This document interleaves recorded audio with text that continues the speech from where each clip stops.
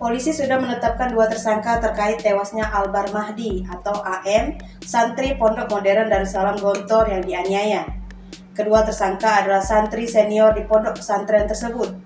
Mereka ialah MFA 18 tahun, warga Kabupaten Tanah Darat, Sumatera Barat, dan IH 17 tahun, warga Pangkal Pinang, Bangka Belitung.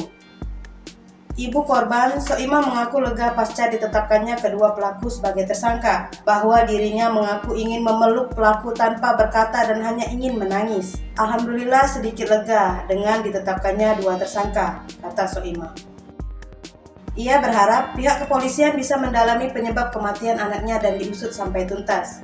Soimah sangat berharap dapat bertemu secara langsung dengan kedua tersangka yang telah menghilangkan nyawa anaknya. Bahkan dia juga ingin memeluk erat kedua tersangka. Saya ingin lihat benar wajahnya seperti apa. Wajah mereka yang tega menganiaya anak saya. Pertama ingin saya peluk mereka. Benar-benar ku peluk kuat. Mungkin tidak bisa ngomong, cuman bisa menangis saja, ujarnya.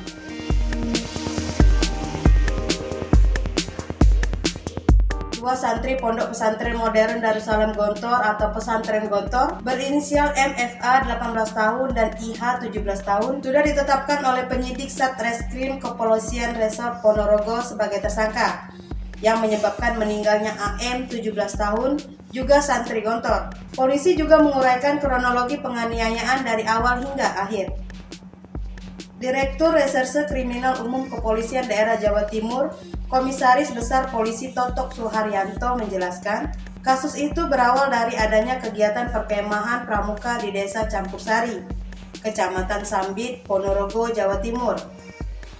Pada Kamis dan Jumat pekan selanjutnya, tanggal 18 hingga 19 Agustus 2022, kegiatan perkemahan dilaksanakan lagi di Desa Wilangan, Kecamatan Sambit.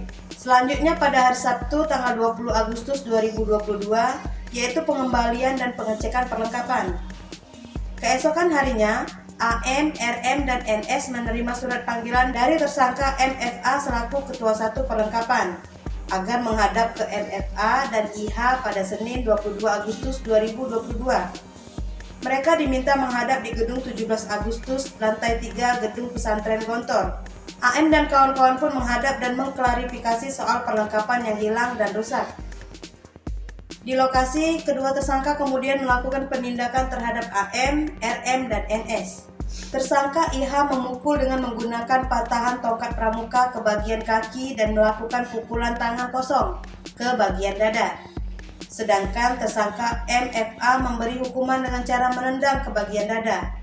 Tak lama kemudian, AM jatuh dan tak sadarkan diri. RM, NS, dan tersangka MFA kemudian melarikan korban ke IGD Rumah Sakit Yasmin yang berada di Komplek Pesantren Gontor. Setelah dilakukan pemeriksaan oleh tenaga medis di rumah sakit tersebut, diketahui bahwa korban AM sudah dalam keadaan meninggal dunia, ujar Toto.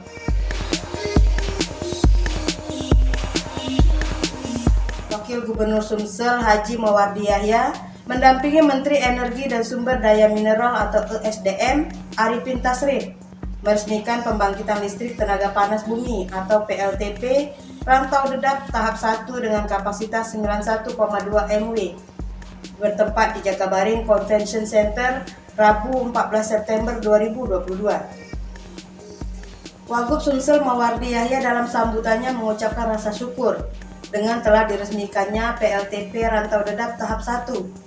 Menurutnya, hadirnya PLTP Rantau Dedap merupakan salah satu energi terbarukan yang tidak merusak alam. Provinsi Sumsel menjadi daerah yang diakui nasional sebagai pelopor dalam pemanfaatan energi baru terbarukan. Sumber daya alam Sumatera Selatan sangat banyak, seperti panas bumi yang bisa dimanfaatkan menjadi tenaga listrik, tuturnya. Sementara itu, Dirjen EBTKE, KESDM Dadan Kusdiana, menyampaikan pengembangan energi terbarukan harus menjadi pilihan utama dalam mewujudkan ketahanan energi di Indonesia, di mana besarnya potensi panas bumi menjadi modal menjalankan transisi energi. Dalam mencapai target tersebut, dibutuhkan pengoptimalan dalam upaya sinergitas antara pelaku usaha, pemerintah pusat maupun daerah. Menurutnya, dalam pengurangan penggunaan emisi menjadi tantangan dalam melawan isu iklim global. Panas bumi menjadi salah satu cara dalam mengurangi ketergantungan negara pada bahan bakar fosil.